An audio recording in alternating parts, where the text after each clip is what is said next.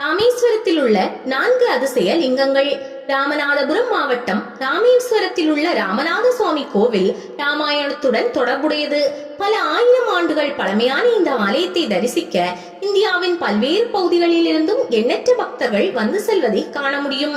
இங்கே சீதையால் மணலில் பிடிக்கப்பட்ட மணல் லிங்கம் தான் மூலவராக இருக்கிறது. ராவணனை வதம் செய்த ராமபிரான் தன்னுடைய பிரம்மஹத்தி தோஷம் நீங்குவதற்காக இங்கே லிங்கம் அமைத்து வழிபட்டதாக ராமாயணம் சொல்கிறது. காசிக்கு நிகராக வைத்து போற்றப்படும் இந்த ஆலயம் சீதையின் சிறப்புக்கும் பெயர் பெற்றது. ராவணனிடம் இருந்து மீட்கப்பட்ட சீதை தன்னுடைய கற்பை நிரூபிப்பதற்காக அக்னி பிரவேசம் நடத்தினார். அந்த அக்னியின் சூட்டை அக்னி பகவானாலேயே தாங்க முடியவில்லையாம். எனவே அவர் ராமேஸ்வரம் கடலில் மூழ்கி தன்னுடைய உடல் வெப்பத்தை தணித்துக் கொண்டதாக தலவரலாறு சொல்கிறது. இதன் காரணமாகவே ராமேஸ்வரம் கடலை அக்னி தீர்த்தம் என்று அழைக்கிறார்கள். காசிலிங்கம் ராவணனை வதம் செய்ததால் ஏற்பட்ட பிரம்மஹத்தி தோஷத்தை போக்கும் வகையில் ராமேஸ்வரத்தில் வைத்து சிவலிங்கம் ஒன்றை பிரதிஷ்டை செய்ய நினைத்தார் ராமபிரான். அதற்காக காசியிலிருந்து ஒரு சிவலிங்கத்தை கொண்டு வரும்படி அனுமனை பணித்தார். ஆனால் அவர் வருவதற்கு தாமதமானதால் மணலில் லிங்கம் செய்து தன் தவத்தை மேற்கொண்டார். பின்னர் அனுமன் கொண்டு வந்த சிவலிங்கமும் இந்த ஆலயத்தில் பிரதிஷ்டை செய்யப்பட்டது. அதுவே காசிலிங்கம் என்று அழைக்கப்படுகிறது. மணல் லிங்கம் காசியில் உள்ள விஸ்வநாதருக்கு இணையாக வைத்து போற்றப்படுவது ராமேஸ்வரத்தில் உள்ள மணல் லிங்கம். இந்த மணல் லிங்கத்தை சீதாதேவி தன்னுடைய கையால் செய்திருக்கிறார். அனுமன் காசியிலிருந்து சிவலிங்கம் கொண்டு வர தாமதம் ஏற்பட்டதால் இந்த மணல் லிங்கத்தை சீதாதேவி செய்தார்.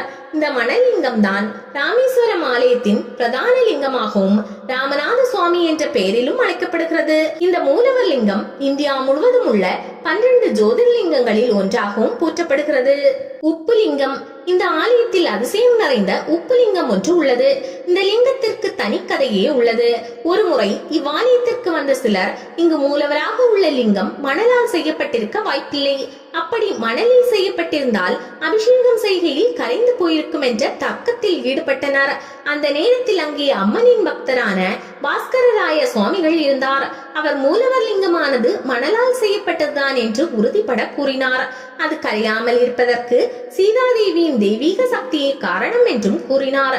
மேலும் அதை மெய்ப்பிக்க ஒரு வேலையும் செய்தார்.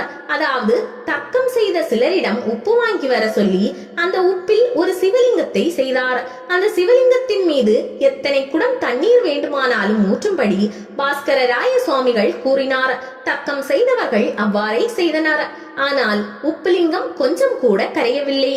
அப்போது பாஸ்கரராய சுவாமிகள் அம்பாளின் பக்தனும் சாதாரண மனிதனுமான என்னால் செய்யப்பட்ட உப்புலிங்கத்தையே இவ்வளவு குடம் தண்ணீர் ஊற்றியும் கரைக்க முடியவில்லை. இந்த ஆலயத்தில் மூலவராக இருக்கும் மணலிங்கம் மகாவிஷ்ணுவின் அவதாரமான ராமரின் மனைவி சீதாதேவியால் செய்யப்பட்டது. அது கரையாமல் இருப்பதில் என்ன அதிசயம் உள்ளது என்று கேட்டாராம். ராமேஸ்வரம் கோவிலில் உள்ள இந்த உப்புலிங்கத்தை வஜ்ராயுத லிங்கம் என்றும் அழைப்பார். இவரை வழிபட்டால் சகல நோய்களும் குணமாகும் என்பது நம்பிக்கை. ஸ்படிகலிங்கம் ராமேஸ்வரம் கோவில் கற்பகிரகத்தில் ஆதிசங்கரால் பிரதிஷ்டை செய்யப்பட்ட ஸ்படிகலிங்கம் உள்ளது. இந்த லிங்கத்திற்கு தினமும் காலை 5 மணி முதல் 6 மணி வரை பாலாபிஷேகம் நடைபெறும்.